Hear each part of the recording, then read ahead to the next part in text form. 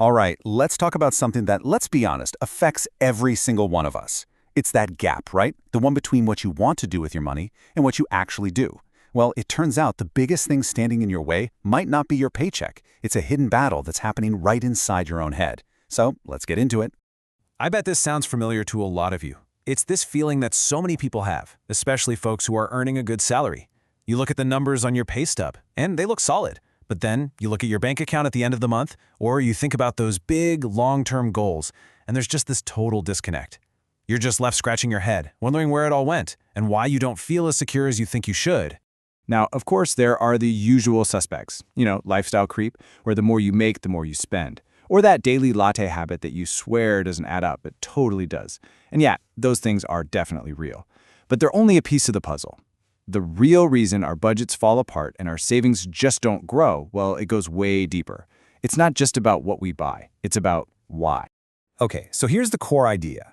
There is a constant tug-of-war going on inside your brain. Seriously, it's a battle between two completely different systems, and they each have their own agenda for your wallet. And look, this isn't just a metaphor. Neuroscience actually shows us that this conflict is very, very real, and it affects pretty much every single financial choice you make. So who are the two fighters in this ring? Well, on one side, you've got what we can call the hot system. It's centered in a part of your brain called the ventral striatum. Just think of this as your inner toddler, your impulsive reward seeker. It's the emotional part that wants that shiny new thing, and it wants it right now. Then on the other side, you've got the cool system.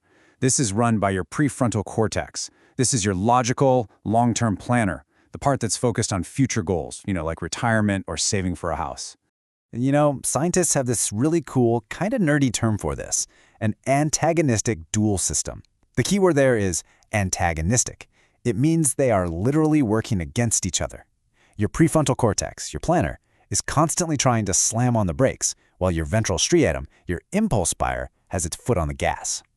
So every time you choose to save instead of spend, that's a little win for your cool system. And every one of those impulse purchases?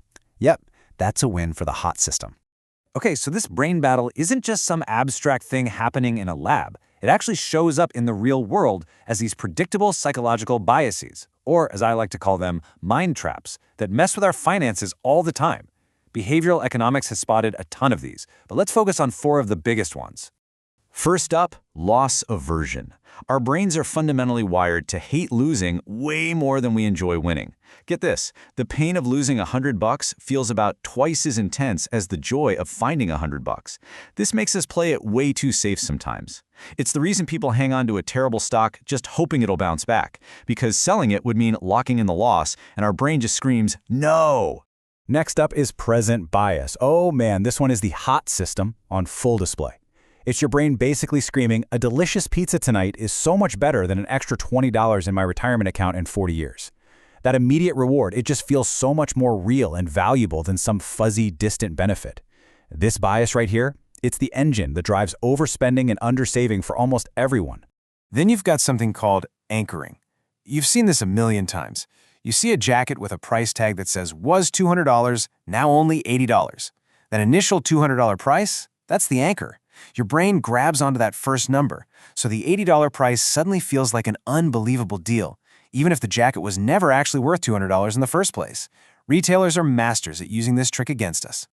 And finally, there's herd behavior. Look, we're social creatures. We have this deep, primal instinct to just follow the crowd. In the world of finance, this can be an absolute disaster. It's what creates stock market bubbles when everyone is buying out of a fear of missing out, and it's what causes a crash when everyone panics and sells at the exact same time. It's our brain choosing to feel safe with the group over thinking things through rationally. So, if we're all wired with these biases, are we just doomed to make bad financial choices forever? No, absolutely not. The key isn't to try and get rid of these biases, because that's pretty much impossible. The trick is to build systems and strategies that help our rational brain, our prefrontal cortex, win that fight more often. So how do we actually do that? Well, behavioral economics gives us a fantastic toolkit with 4 main strategies, and all of them are designed to sidestep our emotional, impulsive brain and put our logical, long-term planner back in the driver's seat.